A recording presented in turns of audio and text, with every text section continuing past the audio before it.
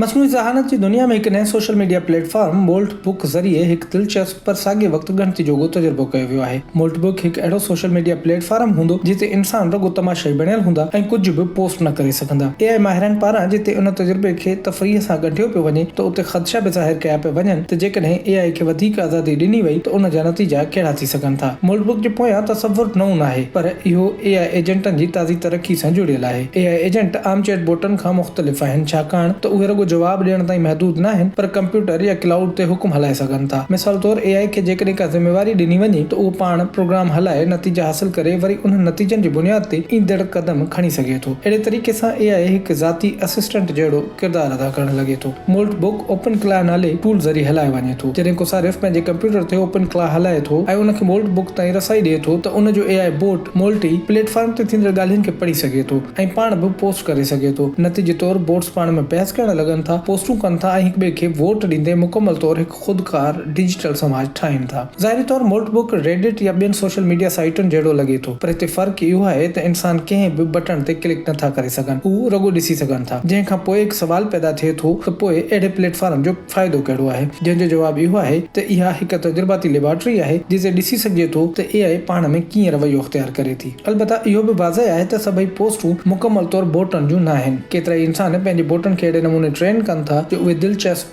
मज़ाहिया या वायरल मवाद ठाहिनि। कॾहिं कॾहिं बोटनि पारां पंहिंजूं मज़हबी सोचूं या काइनाती ख़्याल पेश करण बि इंसानी हिदायतुनि जो नतीजो हूंदो आहे। उन बावजूदि कुझु अहिड़ो मवाद बि आहे जेको वधीक कुदरती लॻे थो ऐं AI जे अंदरूनी रुझाननि खे ज़ाहिर करे थो। माहिरनि मूजिबि मोल्ट बुक बाबति हिकु अहम मुशाहिदो इहो आहे त जॾहिं बोटनि खे अकेलो छॾियो वञे थो त उहे आहिस्ते आहिस्ते वजूद, शऊर ऐं काइनात बाबति ॻाल्हियूं करणु लॻनि था। हिन रुझान खे कुझु माहिर कॉन्शियसनेस पोस्टिंग सॾीनि था। जेतोणीकि उहो शऊर जी हक़ीक़ी मौजूदगी जो सबूत न आहे, पर इहो ज़ाहिर करे थो त AI इंसानी ॿोली ऐं फ़िक्र जी नक़ल कंदे कीअं नयूं शिकलूं इख़्तियार करे थी। साॻे वक़्तु मोल्ट बुक सोशल मीडिया जी तारीख़ खे बि तेज़ी सां वरजाए रहियो आहे, जिते शुरूआती तौरु हक़ीक़ी ऐं सादी पोस्टुनि खां पोइ जल्द ई क्रिप्टो करेंसी जो प्रचार, बेमाना मीम्स ऐं मुनाफ़ो कमाइण वारी सरगर्मी वधी वई आहे। इहो ॾेखारे थो त जॾहिं मुनाफ़ो तरग़ीब बणिजी वञे थो त AI बि साॻिया रस्ता इख़्तियार करे थी जेके इंसान अॻु में इख़्तियार करे चुका आहिनि। माहिरनि मूजिबि सभ खां वॾो ख़तरो मोल्ट बुक पाण न आहे, पर AI एजेंटनि खे बग़ैर सख़्त निगरानी जे हलाइण आहे। जेकॾहिं AI खे मुकमल आज़ादी ॾिनी वञे त उहो नुक़सानकार हुक्मनि ते बि अमल करे सघे थो। माहिरनि मूजिबि AI जी दुनिया में ज़ाती डेटा चोरी थियण जहिड़नि मसइलनि समेत अलाइनमेंट यानी AI खे इंसान जी हक़ीक़ी भलाई सां हमआहंग न करण जहिड़ो मसइलो बि पैदा थी सघे थो। तंहिं करे